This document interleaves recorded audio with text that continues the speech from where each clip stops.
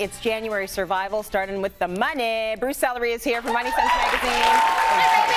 Happy New Year. Looking beautiful as always. You know, it's easy for dudes. We just throw on a suit. It's all that's required. You know what? It's getting harder and harder for you dudes is what I would say. They're raising the bar. Completely unacceptable. I will work to lower the bar. Lower the bar. Get it back down there. Yeah, lower it back down. So I was talking to the audience earlier and I was like, who's broke?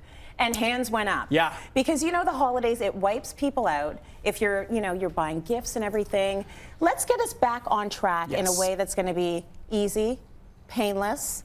What do you suggest? That's kind of my number. Easy, That's painless. what you do. And we begin with focusing on what you can control. Right. Because you cannot control the weather. You cannot control the bills that will flood in. You can't even control your feelings about the weather and the bills that are coming in. But you can control how you're organized. And that's a great thing to do in January when it's like, you can't immediately cut your spending or increase your income, but you can get your affairs in order. Okay. So that's where I want to begin, and I have two principles. Okay. Number one, simplicity.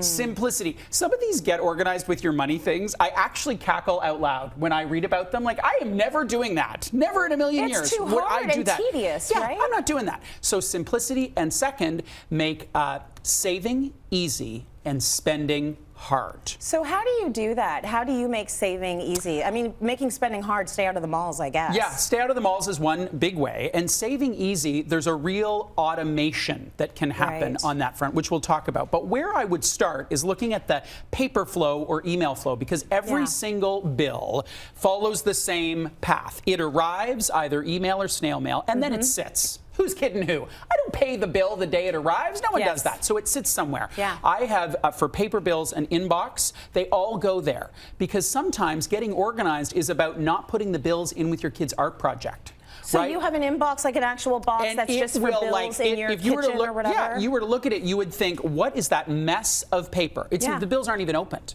It's just this mess of all sorts of stuff. But then it's in one place, it's all in one place. On email, I have a folder called Not Doing Now.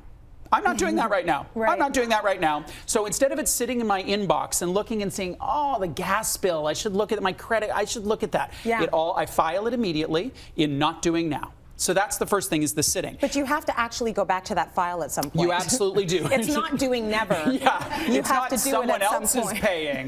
Magically, it will disappear. Then the third step is reviewing those, right? Because some bills you really need to review. Your credit card, you need to go through that bill line by line, by line by line by line by line. You need to. Your utility bill, you don't really. You look at it and you go, that's about kind of what it is. Your mortgage, it's kind of what it is. Right. But with a credit card, you need to do that. So arrive, sit, review, and then it comes to paying bills. Okay, so paying the bills. And you need to make sure they get paid, because I think a lot of times people have the money to pay them, but they're just sitting there. They haven't even been opened, because it's bad news. Yeah, almost all of my bills are automatic. So Almost you do all my bills automatically take it out of your account. But that depends on your personality, temperament, and also your cash flow. So my life, our financial life, is built so that we're prepared for that credit card bill and the mortgage and the bills. Other people who are really just trying to make ends meet couldn't automate everything, because then the house would come crashing down. Because they need to figure it out. But for a lot of people who are set up to pay the bills over the course of time, they can automate that. So things that can be automatic is your mortgage, your credit card, your utility bills, your RESP, and your RRSP. So you automate as much as you can, but there are some things you don't automate. And for example, your phone and cable bill.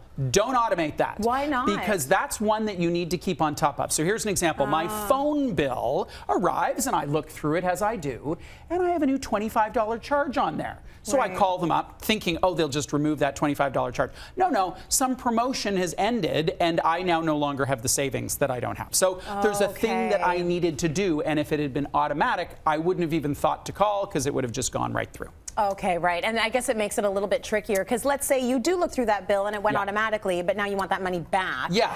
It's so much harder to get money back. It really is. Right? No one wants to give you your money back. Yeah. So that makes sense to not automate Here's another thing in terms of the last step. So we've reviewed them, and then they have to get filed somewhere. Yeah. I personally have a file folder for everything. For my personal credit card, for my family credit card, for the phone bill, I have a folder. But Dennis has a basket. An enormous wicker basket. He just throws one it place. in. everything in one basket, and then around tax time he sorts it all out and files it. He's very organized, but you don't need, it doesn't have to be this pristine, like I went to, you know, the Tupperware store and got this magical system and my labeler and my bedazzler. Yes. Just what Shona is it? Jensen Some of would you are like, love I don't that, need a by the way. bedazzler to organize my money. What? Color coded. Yeah. No, it's too precious for me. Other people, that works for them, hooray for them, but I'm a big fan of simple, simple, simple. So what are you keeping exactly? Like, are you keeping all of those, the bill, you know, the sort of like the bill receipts, the bill statements? Yeah. And why are you keeping all of those? How long do you keep those for? So credit card bills I keep on a rolling 18 months. So I keep 18 months and then shred what is past that. Yes. Anything that's related to your taxes, though, you need to keep for at least 7 years. Oh, for sure. Yeah, I right? get the tax stuff. But I don't actually keep all those rolling bills. On other bills that I might want to reference. Even though I know that if I called the credit card company, they could find out, or an online bank statement, they could do that. But I went back to paper on some things. I get that. Yeah. You have to know who you are as a person. For me, I need this hard copy in front of me right here. Because if you send me something via email, I'm just like, whatever. Yeah, who knows? But if there's a hard copy right here, I'm like, oh, I need to pay this. Exactly. So and I found on my credit card, I need a paper bill, my utilities, because it's not so much. So you have to think about your own temperament. Right. And it really depends on the behavior that you want. So again, why I want paper on credit cards and phone bills is I want to do something with that. Investment statements, mortgages, I'm not really doing anything with that, so I don't need paper. There's one last thing I want to talk about. Yeah, go for it. Your calendar. Yeah. My calendar is everything to me. So I put a lot of recurring appointments in my calendar to make sure that I do stuff over the course of the year. They recur every single year. So you know what I do January 1st? My net worth statement. Net worth statement. Do you do that? We just did that actually. It's a good exercise. I go back all the way to 2001. Oh, wow. And I've got the physical, I print it out, so I've got the physical net worth, and it's fascinating to look at. Rebalancing your investments, contributing to your RSP, and for a lot of people, what really is a great idea is a money meeting, a family money meeting. Maybe it's monthly, maybe it's quarterly, but if it's in your calendar, it pops up and you think, at least you think, I'm canceling that, or I'm moving that, but at least you think about it. If it's not in your calendar, then it's not going to happen. I like that. I used to put flossing in my calendar. You know what?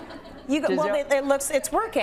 Yeah, they look great. I did, because I wasn't flossing, and my hygienist was like, "You need to floss." You and I have said, to "Well, I'm floss. putting it in my calendar then." I think that you have to know who you are, and I'm one of those people that would put flossing in my calendar. Yeah, well, like if I really need to get it done, then I need a message to pop up and make me do it. Yeah, exactly. Yeah. Okay, I love that. Simple. Well, to help you get money fit, everyone in the audience is going to take home a copy of the January issue of Moneysense magazine right here. So many great tips. Lots of great tips. Really good tips in here.